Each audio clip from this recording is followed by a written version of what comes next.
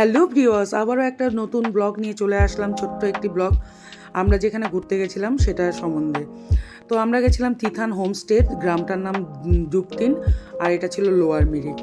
তো অনেক কষ্ট করে এই জায়গাটা খুঁজে পাওয়া গেছিলো। সব জায়গা যেখানে যেখানে খোঁজ করা গেছিলো সবই একদম বুক, সব ক্রাশ ছিল এত। তো অনেক কষ্টে এই জায়গাটা খুঁজে পেয়েছিলাম। তো আশাহত হয়নি, খুবই ভালো লেগেছে। আর রাস্তায় যেতে যেতে অনেক কালারের অনেক সুন্দর সুন্দর ফুল দেখতে পেয়েছিলাম। তার মধ্যে যেগুলো ফটো ক্লিক নিতে পেরেছি সেগুলোই দেখাচ্ছি। আমার বান্ধবী সুতোবার মোবাইলে আরও অনেক অনেক ফুল আছে সুন্দর সুন্দর, তবে আমি যেটুকু তুলেছি সেটুকুই দেখালাম। রাস্তায় কিছুক্ষণ ব্রেক নিয়েছিলাম, ব্রেক নেওয়ার মধ্যেই এগুলো ফটো তোলা হয়েছিল। তো খুব সুন্দর একটা আমরা ট্রিপ করলাম, দারুণ হয়েছিল। প্রথমে হোমস্টেতে ঢুকেই আমরা লাঞ্চ করে নিয়েছিলাম, খুব খিদে পেয়েছিল। তারপরে একটু সুইমিং করে নিলাম সবাই মিলে। এটা হলো সন্ধ্যা স্ন্যাক্স, আমাদের দেওয়া হয়েছিল বাঁধাকপির পকোড়া আর চা। খেলাম, খেয়ে দিয়ে তো রাত্রেবেলা ডিনার করলাম। আর এদিকে আমার বান্ধবী দেখো ডগির সাথে কিভাবে আদর করছে ডগিকে। ও এরকমই করতে থাকে, ডগিটাও কি সুন্দর আদর খাচ্ছে দেখো। তো যাই হোক, আমি না ব্লগ করার মতো করে এখানে কোনো ভিডিওই করি নাই। আসলে জায়গাটা দেখে এত মুগ্ধ হয়ে গেছি আর ভিডিও করার কথাই মনে ছিল না। তো রাতে ডিনার করার পরে এখানে আমরা রাত্রেবেলা একটু নাচানাচি করছি। মানুষের হয় না যেমন খুশি সাজো, আমরা এখানে যেমন খুশি নাচো বা প্রতিযোগিতায় পার্টিসিপেট করেছি, যে যার মতো নেচে যাচ্ছি। আসলে আমরা আনন্দ করতে এসেছি, তাই আনন্দই করে যাচ্ছি, আর কিচ্ছু করিনি। সাইট সিন ঘোরাফেরা কিচ্ছু করিনি।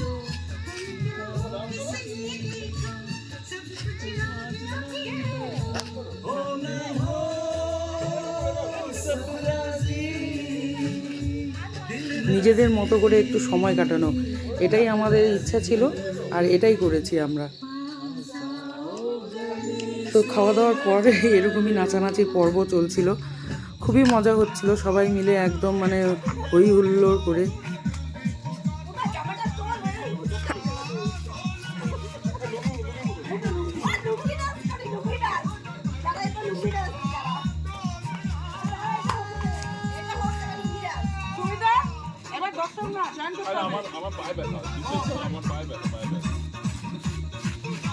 সকাল থেকে বিকাল সন্ধ্যা রাত্রি অনাবিল আনন্দ। আমরা চেয়েছিলাম একটা অফবিট জায়গা যেখানে আমরা একটু প্রকৃতির মাঝে নিজেরা শান্তিতে একটু থাকবো, নিরিবিলির মধ্যে। তারপরের দিন সকালবেলা আমরা চলে আসলাম বাচ্চাদের নিয়ে ট্রেকিংয়ে। তো ট্রেকিংয়ে এখানে গ্রামটা ঘুরে দেখার জন্য। তো এই যে এখানে দেখলেন একজন বয়স্ক ভদ্রলোক, ইনি হচ্ছেন আমাদের যে হোমস্টের ওনার বাবা। তো উনারই কমলা বাগান আছে এখানে, ওনাদের অনেকগুলো কমলা বাগান আছে। তো উনি কমলা বাগান থেকে কাজ করেই বাড়ি ফিরছে, হোমস্টেটাই ওনাদের বাড়ি। তো এখানে দেখা হয়ে গেল পথে মাঝে। তো উনি কথা বলছেন যে কমলার সময় তোমরা আসো, কত কমলা খাবে, তোমাদের ফ্রিতে নিয়ে যাবে, কোনো অসুবিধা নেই। আর আমরা যেই হোমস্টেতে ছিলাম একদম কি বলবো, বাড়ির মতোই। ওরা ঢোকার সঙ্গে সঙ্গেই বলেছিল যে ধরে নাও তোমরা বাড়ির মেম্বার, বাড়ির গেস্ট, তোমরা নিজেদের মতো করে থাকবে, কোনো অসুবিধা নেই। আর আমাদের সাথে সেরকমই ওরা ব্যবহার করছিল, এত ভালো ব্যবহার। আমি যতদিন বাইরে থেকেছিলাম, বাইরে হোটেলে থেকেছি, হোমস্টেতে কোনোদিনও থাকিনি। তো আমি জানি না হোমস্টের মালিকদের এরকমই ব্যবহার কিনা। তবে আমরা যেই হোমস্টেতে ছিলাম ওদের ব্যবহার আমার খুব অমায়িক লেগেছে, খুবই ভালো লেগেছে। তো এখানে বাচ্চাদের নিয়ে ট্রেকিং চলছে আমাদের কমলা বাগান দেখার জন্য। তো প্রথমে তো বাচ্চারা খুবই ভয় পাচ্ছিল, তা ওদেরকে ধরে ধরে নিয়ে যেতে হচ্ছিল। আমার বেটাকে ওইটুকু ফিটনেস আমি করে দিচ্ছি এই বয়সে, একদম যেখানে যে আমি কোনোই নাই। আমাকে এক মাস টাইম দিবি, ওই তো বলছি আমার বেটাকে ছেড়ে দিচ্ছি। আর তোমার বেটাকে নিয়ে তুমি ট্রেকিং সুইমিং যা যা করাবে করাও। সত্যি বলতেছি, ওর দরকার আছে। কুইন্টাল দিয়ে নড়তে পারে না। ছেলের চেহারা কিরকম ছিল জানো? জিজ্ঞেস করো। এরকম বুদুন বুদুন চেহারা ছিল সবাই দেখতো, গাল দেখতো। বুদুন বুদুন চেহারা ছিল, এখন সলিড করে দিছো। হ্যাঁ হ্যাঁ, এখন দেখো একদম নাই, কিছু নাই। খুব সুন্দর জায়গা।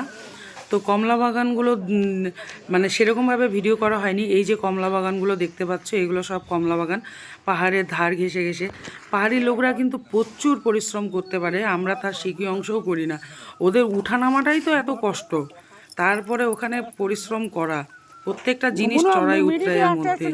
তো ওরা বয়স্ক মানুষরাও এত পরিশ্রম করতে পারে, মানে ভাবা যায় না, এতটাই পরিশ্রম।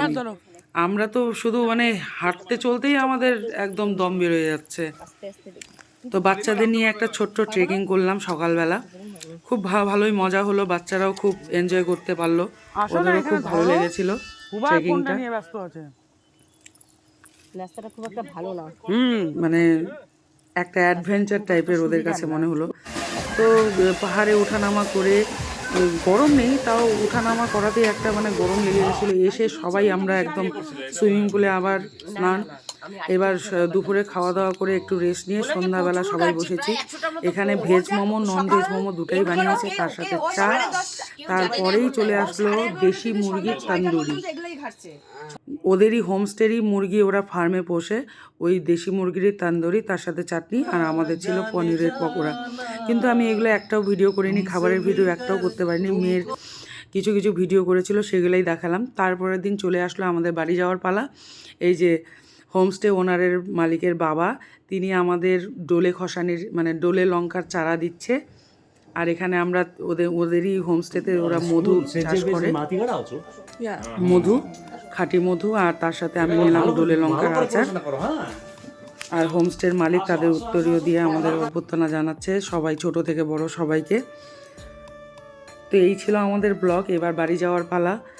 তো একটা ছোট্ট ট্রিপ, 2 রাত্রি 3 দিন বলা চলে, 3 দিনও না, সকালবেলা বেরিয়ে গেছিলাম। আর এখানে আসার পথে আমরা মিরিকে, সবাই বললো মিরিক লেকে দাঁড়াবে, তাই মিরিক লেকে দাঁড়িয়ে একটু ঘুরলাম, বাচ্চাদের আনন্দের জন্য একটু ওরা আনন্দ করলো, এটুকুই।